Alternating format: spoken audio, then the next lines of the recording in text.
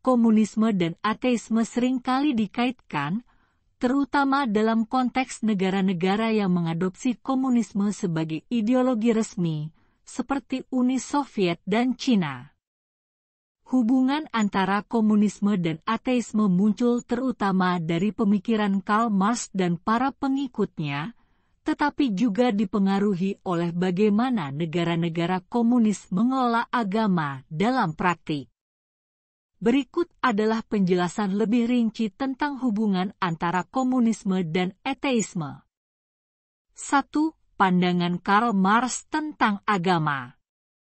Karl Marx, pencetus utama ideologi komunisme, memiliki pandangan kritis terhadap agama.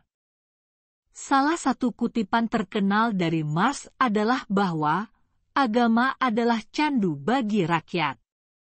Dalam pandangan Marx, agama berfungsi sebagai alat untuk menenangkan kelas pekerja dan membuat mereka menerima penderitaan dalam kehidupan ini, dengan janji kebahagiaan di kehidupan selanjutnya.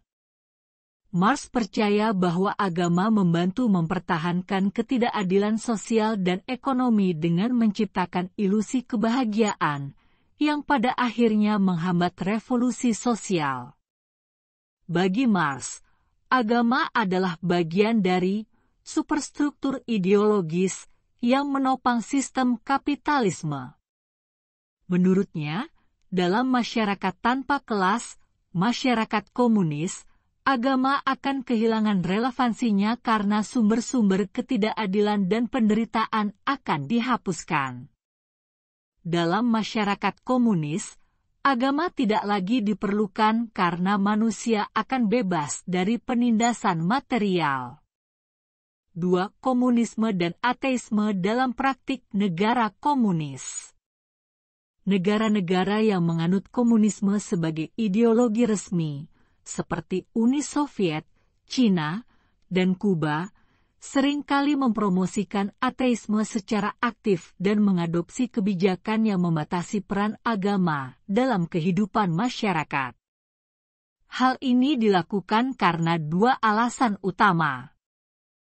Pemikiran materialisme dialektis, pemikiran Marxist-Leninis, yang mendasari negara-negara komunis, bersandar pada materialisme dialektis, yakni pandangan bahwa realitas sepenuhnya dapat dijelaskan melalui materi dan proses alamiah, tanpa perlu memasukkan konsep Tuhan atau kekuatan supranatural. Karena itu, agama dipandang sebagai sesuatu yang tidak ilmiah dan bertentangan dengan ideologi komunis. Ancaman terhadap otoritas negara. Agama seringkali dipandang sebagai ancaman terhadap kekuasaan partai komunis, karena lembaga-lembaga agama memiliki pengaruh sosial yang besar dan bisa menggerakkan massa. Gereja, masjid, atau lembaga keagamaan lainnya dapat menjadi pusat perlawanan terhadap pemerintahan komunis, seperti yang terlihat dalam kasus Polandia di bawah pemerintahan komunis, di mana gereja Katolik menjadi salah satu simbol perlawanan.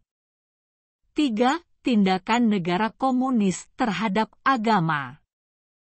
Negara-negara komunis menerapkan berbagai kebijakan terhadap agama, mulai dari pembatasan kebebasan beragama, hingga penganiayaan terhadap pemimpin dan penganut agama. Beberapa tindakan tersebut meliputi Uni Soviet.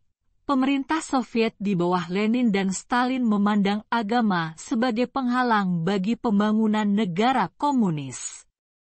Gereja-gereja ditutup, harta benda agama disita, dan pemimpin agama seringkali dipenjara atau dieksekusi. Uni Soviet juga mendirikan Liga Ateis Militan, sebuah organisasi yang bertujuan untuk mempromosikan ateisme dan menghilangkan agama dari kehidupan publik. Cina, di bawah kepemimpinan Mao Zedong, Partai Komunis Cina juga mengambil sikap keras terhadap agama. Pada masa revolusi kebudayaan, 1966 hingga 1976, banyak tempat ibadah dihancurkan, dan praktik keagamaan dilarang. Seperti Uni Soviet, pemerintah Cina berusaha mempromosikan ateisme dan mengurangi pengaruh agama dalam masyarakat. Kuba. Setelah Revolusi Kuba, Fidel Castro dan pemerintah komunis mengadopsi kebijakan yang sangat ateistik, dengan melarang anggota Partai Komunis untuk terlibat dalam kegiatan keagamaan. Meskipun demikian, seiring berjalannya waktu, sikap Kuba terhadap agama melunak, dan hubungan antara pemerintah dan gereja Katolik membaik. 4. Ateisme bukan bagian fundamental komunisme. Meskipun negara-negara komunis seringkali mengadopsi ateisme, penting untuk dicatat bahwa ateisme bukanlah inti dari ideologi komunisme itu sendiri. Fokus utama komunisme adalah pembentukan masyarakat tanpa kelas, di mana alat produksi dimiliki oleh masyarakat.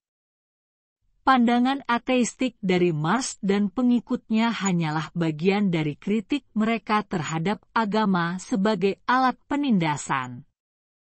Namun, dalam praktik, ateisme seringkali diadopsi oleh negara-negara komunis karena pandangan agama dianggap bertentangan dengan proyek sosialisme dan komunisme, serta karena agama dipandang sebagai ancaman terhadap kontrol negara. 5. Komunisme, agama, dan negara modern. Di era modern, hubungan antara komunisme dan agama bervariasi di berbagai negara yang masih menganut ideologi komunis atau sosialis. Beberapa negara komunis, seperti Cina, masih memiliki kebijakan yang ketat terhadap agama, meskipun telah terjadi pelonggaran dibandingkan dengan era Mao. Di sisi lain, di negara-negara seperti Vietnam dan Kuba, agama kini lebih diterima dan penganut agama memiliki lebih banyak kebebasan untuk beribadah. Meskipun ateisme bukanlah esensi dari komunisme, ada hubungan yang erat antara kedua konsep ini, terutama dalam konteks negara-negara komunis yang berusaha untuk menghapuskan pengaruh agama. Pemikiran Karl Marx tentang agama sebagai candu rakyat menjadi dasar bagi negara-negara komunis untuk mempromosikan ateisme dan mengurangi peran agama dalam kehidupan publik. Namun, dalam praktiknya, hubungan antara komunisme dan agama sangat dipengaruhi oleh situasi politik dan sosial di setiap negara.